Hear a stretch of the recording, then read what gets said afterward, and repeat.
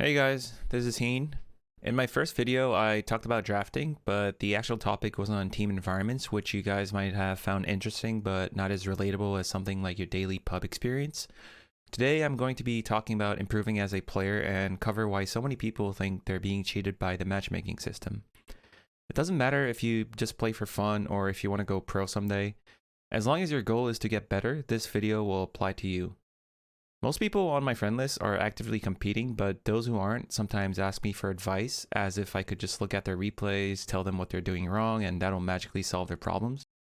Instead of talking about what goes on in your games in detail, I'm going to be focusing mainly on mentality and attitude, which is usually where the real problem's at. So if you came here expecting shortcuts to increase your MMR, you're going to be disappointed. But I can promise you that the things I'll talk about are most important to your growth as a player. Everyone likes to think that they're the exception, but in my experience, they rarely are. I've played Dota for almost 15 years now, and the reason I bring this up is because I've spent so much time in the game. I've been able to meet all kinds of players and watch their progress all the way through. Some people improve really fast, but eventually hit a ceiling. Some are just a different kind of bad after countless hours, and very few are the ones that always seem to be improving. If you can take away one thing from this video, it's learning to be harsh on yourself. The natural conclusion I've drawn after thousands of hours is that most people are too weak mentally, and as a result, they develop a bad habit of finding people and things to blame. Dota can often bring out the worst in you, I get that. It's perfectly human to get frustrated when your teammates do some dumb shit, but the problem is that people use that as an excuse to not criticize themselves. Dota and esports as a whole have come a long way, but the reality is that it's still just a game. Most people play for fun, so if you want to get better, you have to coach yourself. There's no Little League Dota for kids or high school national championships. Millions of people play under the same conditions, but very few have the discipline or talent to make it on their own. People have teams that they root for and players that they idolize, but they usually don't have someone that they respect calling them out when they're acting like a spoiled kid. I'm also very human when it comes to blaming and raging. I can say and think some really nasty stuff, but it's been a long time policy of mine to keep them to myself instead of actually sharing them through chat or mic. But I like to think that I use that anger as a means of venting rather than shifting responsibility. So I remember back in DAC when Immortal rank was newly added as the highest bracket, I played my 10 calibration games and went 1-9. And in one game, I had a ranked 19 player pick Lycan Jungle. I mean, I didn't even know what to think at the time. I swear I felt like I had the most garbage team every single game. I ended up getting Divine 5 and everyone made fun of me for a few days.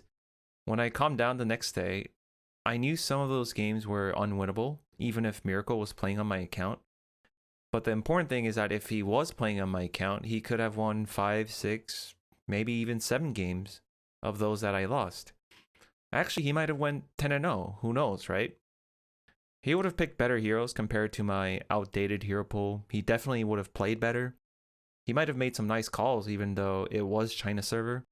Lots of things I could have done better. For instance, I rarely say anything while playing unless someone asks me a question, which is also something I can improve on, but I'm just too lazy about. I've seen Matumba Man and Miracle play on Smurf accounts, starting from High Divine to Low Immortal. What will happen is that they will demolish the majority of their games. It doesn't even take them very long to grind those accounts close to their main. But the funny thing is that in some games, they'll go something like 27-3 and complain that the game was so hard. My point being that you shouldn't expect your games to be fair every game. Let's say you're a 5k player. Sometimes you'll have to play like a 7k player to win. Sometimes you can play like you're high and win regardless. I'm sure you've witnessed the irony of the team with a griefer winning before. People complain that their games are ruined all the time, but rarely do you see someone who's way better than their MMR suggests and not climb. The matchmaking system isn't perfect because the players it measures are unpredictable. So I always find it amusing that there's an ocean of people who complain about bad luck in matchmaking. Yet I haven't met a single person who admits that they were lucky. What they'll say instead is that they finally found the right hero or that they figured out the meta.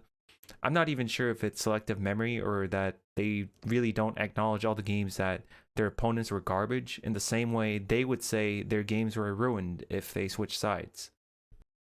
Now, I already know some of you are thinking it's not fair that you're being compared to Matu and Miracle to explain why you're not winning more games. It actually doesn't matter since I only use them as examples to prove that some of your games will be more challenging than usual. Think of those games like occasional boss games to check if you really deserve to climb. You might not be able to win as many of them as Matu or Miracle, but surely you can win some of them if you play better than usual. If your MMR is pretty much the same after hundreds of games, it means you have a roughly 50% win rate. Those are the games that would have tipped the balance, so I hate to say it, but get it inside your head that better players could have won your game.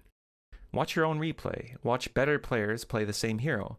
Don't just mindlessly look at him CSing and copy his item builds, which is what most people do. Try to read what he's thinking and the reasoning behind his decisions. He's not perfect, but there's certainly a lot you can learn if you have the right mindset. I know it's going to be hard at first because Dota is still just a computer game. Frankly, nobody cares enough about you to teach you or give you valuable feedback, but that's the grind that all the pros had to go through. They didn't graduate from some Dota academy to get to where they are. They played the same shitty pubs as everyone else, but made more out of their time than the rest. The line between amateur and pro is thinner than you think. Most of the things that the pros know is self-taught until the point that they join a team. A year or two ago, when some of these now famous players were basically unknown, that's what they were doing, self-teaching all the time. New players don't come out of nowhere, it's just that no one pays attention to them until they're playing a match on Twitch one day. Now, when it comes to the accuracy of MMR as a measurement of skill, my opinion has always been mixed. On one side, I'd say matchmaking does a pretty good job of sorting players. And on the other, it is just a number to evaluate players based on win rate. So the best analogy I can think of is that MMR is like a distorted mirror. You can see a rough reflection of where you stand as a player, but it's not able to show all the details that define you. You can usually tell there's a difference between a 5k player and a 6k player, but can you tell a difference between a 5.2 and 5.3k player? You probably can't even tell which one is better most of the time. Don't make the mistake of only looking at your match history and not being self-critical of true progress. You have to ask yourself questions like, what have I learned since I gained 300 points? Why do I always lose on this hero? What am I doing wrong? Is the hero too weak? Maybe it doesn't counter that hero like I thought it did. Common wisdom can often be wrong in this game. I'm not saying that MMR doesn't matter, play to win by all means, but don't lose sight of why you're playing. Your rating will follow your skill, not the other way around. So now that I've talked about what people do to delude themselves from the truth, I'll tell you why I think that is. It's because the people who play on a daily basis tend to have too big of an ego, and to feed their ego, they need the approval of other people.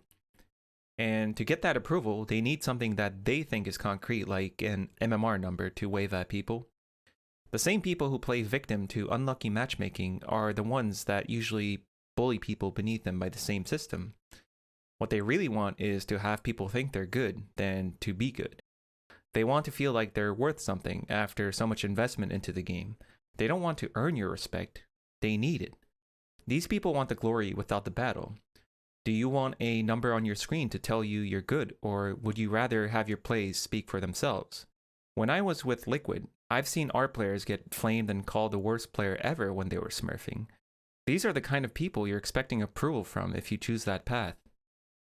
If you can develop the discipline that I talked about so far and you really have competitive ambition, it's only a matter of time before you're picked up by a team.